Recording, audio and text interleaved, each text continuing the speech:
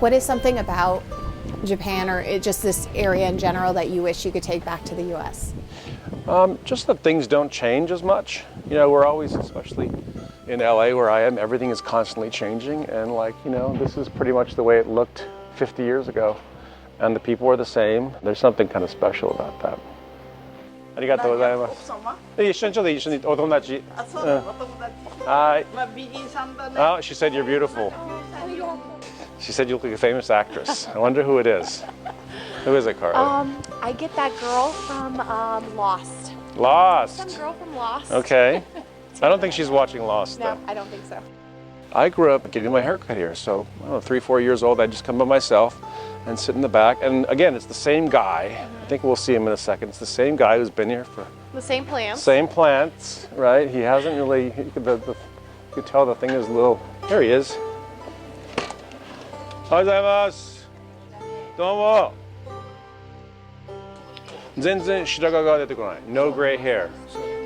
ちょっとでも、ちょっとここら辺。少し。50、今度51歳。こんなちっちゃいんでした。そう、ここに座って。Nothing has changed here. どうしてでもないと壊れないから。壊れない。If it's not broken, why change it? Right? That's what he said. Yeah, he's like, well, why would I refurbish it when nothing is broken? Makes sense. So this is an example of how the next generation changed it from a food store, to a barber shop. This store right here, with the green awning, the son has taken over for the parents, and so it's a vegetable and fruit shop. So they all kind of do their own thing and kind of keep the family business going, but in a different way.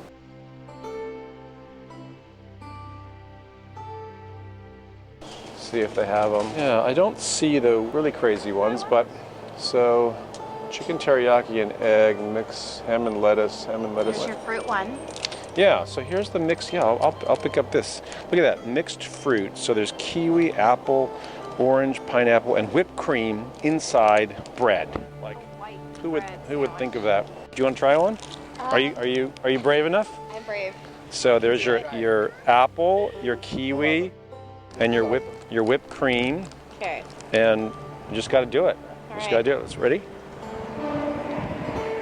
It's a little weird. Just don't think of it as a sandwich, but as like a pastry. Think European pastry. I think I can get behind that. I think it's the bread. Mm-hmm. It's the bread part and the texture. Just once you bite into the fruit, it's all good. But then once it's down and you have the bread left, you're like, oh wait, this is like white bread still. I need some peanut butter and jam. What is that? Yeah. Election season is always fun. Huge here. Yeah, I mean, it's, you know, in one sense the Japanese are shy, but in another sense they're not. So American politicians don't really take a microphone and stand on the corner of, you know, Imperial and La Mirada Boulevard or something. But Japanese, they do, and they'll be here in the morning. So as people go to work, they'll be at the train station and complaining about the prime minister or saying what they believe in. And then they'll also have these minivans with banners, and they drive through the city, loudspeakers. So yeah, it's kind of odd from what we're used to. Yeah, I noticed that during election season. It was just really all the cars up and down the streets and hearing it from your apartment, just blasting. I'm like, I don't know what they're saying, but they're really passionate. So according to my wife, who is a connoisseur, this is one of the finest pork cutlet places in Tokyo. It's off the beaten path. It's off of the tour, away from the tourists. So this is where Japanese come, you know, to get their authentic pork cutlets.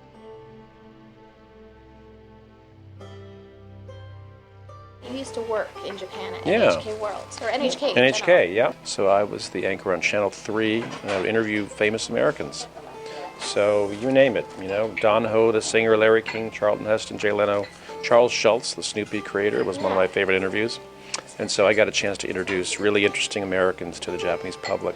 So where did the transition come from NHK to going to LA when they were becoming a film producer? Well, I did NHK from LA, but in 2000, I went to work for a company called Walden Media, and so that was kind of my journey into film.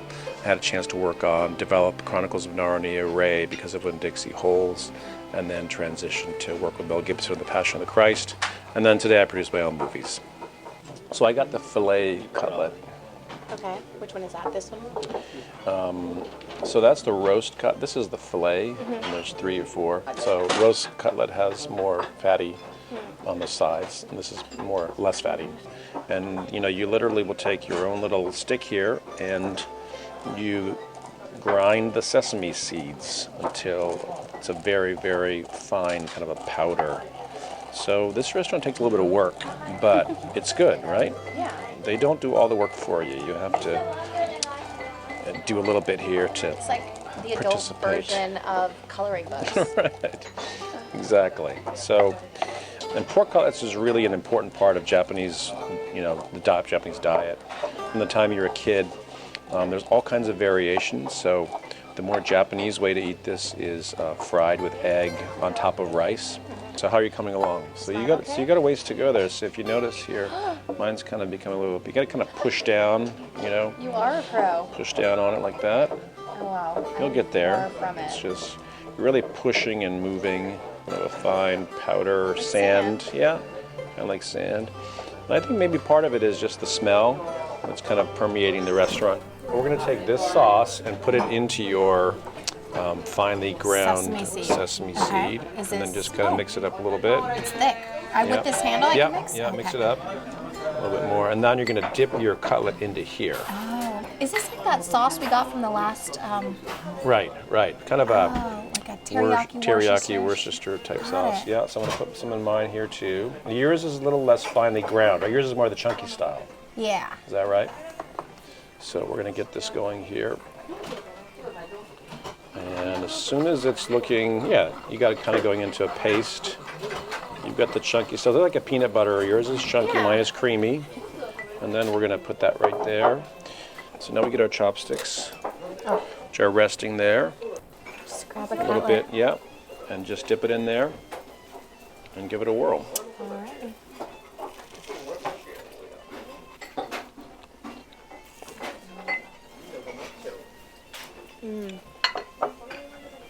That is good. It's good, right? And then you get a little rice going.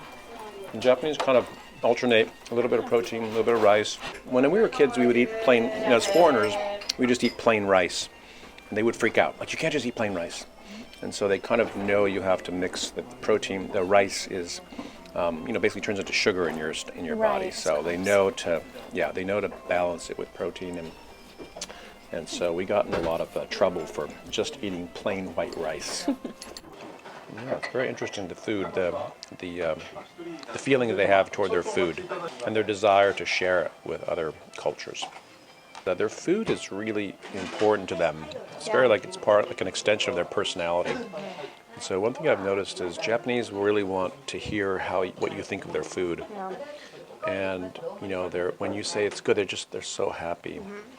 I don't think it's as much like, if we went out in the States or you came to my house and I served you a hamburger, I wouldn't really care a whole lot if you liked it or not. I'd be like, if you like it. But I wouldn't take it personally. Yeah. And they just take it's just okay. Yeah, they just take their food very personally. It's almost like you're commenting on one of their children. Right. Like, what do you think of my child? Oh, he's not very pretty. Right. But if you say, I liked your child, they go, oh, thank you. I'm so happy. And they want you to like their cultural things and their food and things. Yeah. So it's very personal for them. You just asked them to take your food to go. Yeah. But that's not common. It feels like that's just a new occurrence. Yeah, when we were kids, that was really taboo to get a doggy bag or whatever, get a box. And like in the last maybe 15, 20 years, it's become okay. I think as more Japanese travel overseas and they see that it's done in the States, then they came back and so the rules have kind of changed and now it's totally fine. Good. Yeah, I feel like recently we've gone out and it feels like some places are still like, no, we don't offer that. And some places do. Really? So, yeah. Okay. So it's been That's interesting to see where you can and can't take it home. It's become much more acceptable. It's less weird. And I think Japanese portions are usually pretty small. So it's not like in the States. But anyway, now it's less taboo. I can see, based on our pork cutlet experience, why KFC has become popular here. Right. Yeah. KFC did an amazing job of convincing Japanese that Americans eat Kentucky Fried Chicken at Christmas. And the head of KFC finally admitted that he made up the whole thing.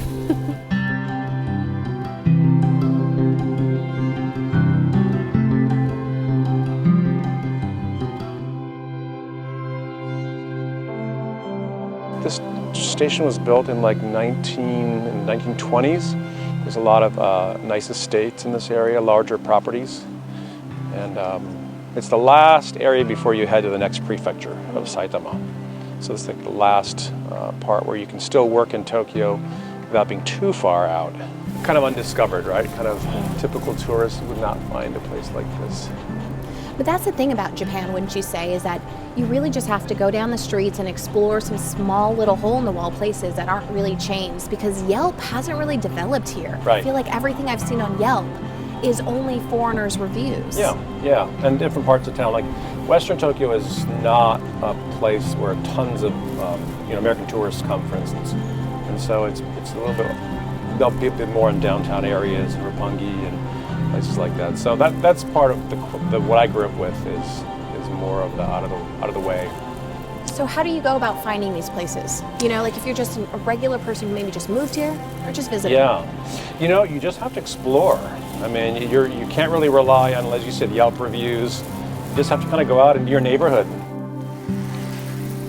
So if people don't speak Japanese and they want to go check out one of these restaurants, is it welcoming to foreigners? Not really. It's Okay. not really designed to be welcoming. It's just, they're just doing their thing. Right. So, yeah, these are the kinds of places that you really have to make an effort to seek out in Tokyo when you get out of the main areas. It's not that they're not welcoming, but they're just... It's a language barrier. Yeah. Yeah. This is unagi. Yeah. Eel. Wow. Which they're right there. You can see right in front of you. They're fresh. And they'll literally prepare them right here. It's a delicacy. I mean, they're hard to get now. It is, yeah. Summertime, eel is especially popular in Japan in the summertime when it gets really hot. Little snakes. I'm not sure this is going to catch on in the States, No. but it tastes okay. One thing that's lost with big cities is people just get busy and they get kind of indifferent to each other and they're not quite as friendly. Japanese are all friendly, but I think the more you get outside the center of Tokyo, you're getting a little bit more of a relaxed attitude and people are more friendly. They're less rushed, less busy. And so I think one of the attractions of this part of Tokyo is this little bit more of a countryside feel of old Japan in terms of their attitudes, their love for outsiders, even welcoming outsiders. So you went to school in this neighborhood. Yeah, so, Japan has so much independence for a kid like me when I was growing up. Every day I would take the train from 5 years old by myself, and I'd go 3 stops to kindergarten, and then come back in the evening. And kind of unthinkable, like in the States, right, at that age. But so we would come here to this school. So this school was built in 1950, and it's a bit of a strange story. A Japanese-American woman came to Japan to be missionaries with her husband after the war. And she had a dream that she was supposed to find a piece of property, and she saw the property in her dream, and it had cows grazing. And so when she got here with her husband, they came on the boat, and she got here and began to take trains all around Tokyo, trying to find that spot that she had this dream that she thought God had told her she was supposed to get this property. And so she never found it until one day she took the Seibu Ikebukuro line, this train line, and she looked at it and she saw the scene from her dream. Wow. So she got off, obviously, and she was excited and came to see what it was. And it was the dairy that supplied milk to the emperor, was housed here for a company called Morinaga. And so when she got here, though, she realized that it would kind of fallen into disrepair, and it was owned by a Korean man who had somehow gotten the deed for it. But because it was after the war and the Americans were in charge, he wasn't allowed to sell it because they weren't sure who owned what, and so it had become a hassle to him. So he realized she was here for religious work and wanted to help the children, and so he said, I'll make you a deal. I'll trade you this entire land for a video camera, a movie camera, and a Plymouth car that they had. So this huge property that you'll see was bought for a camera and a car. So this is just probably, tens of millions of dollars. Pretty good investment, I'd say. But she found her property, and so she would do like children's classes for kids in the neighborhood. I mean, this is post-war Japan, so everything was pretty ravaged at that point, and so she would come and hold things for kids, and just really taking care of the neighborhood. So that was first grade, was right up there, and then you would kind of go first, second, third, all the way to sixth in the end of the building, and then high school was in this building here. So elementary and high school were kind of connected there, and basically 30 kids in each class, and most of them were American kids whose parents were living in Japan, either businessmen or businesswomen or missionaries or that kind of a thing. And in the center of it is where the dairy farm used to be, and that was our playground, and we got to, we did have a lot of space. Not a lot of grass in Japan, just because, in Tokyo, because of the weather. So we didn't have much grass, but we had a field of sand. Sand, so it was not a good place to skin your knee or skin your elbow, but we somehow survived. So yeah, so we got to play on the former dairy farm of the emperor. Sometimes I just can't get enough of just the way the sun hits the sky here. I mean, everywhere I feel like across the globe you have a great sunrise, but somehow Japan seems to be different. See, that's again an outsider's perspective. For us, it's just like, it's another I've seen that every day for however many years, but you're right. When you look at it, Japan is, when you come to Japan with an outsider's perspective, there's so many interesting things to see and learn. And maybe it's just like the way the trees lie behind, they're illuminated. right. We don't have those trees, the way they kind of turn or Right. Yeah, and they've found a way to kind of have nature coexist with modernity, right? You can see the trees, the buildings. That's probably the greatest challenge that they pull off pretty well, I think.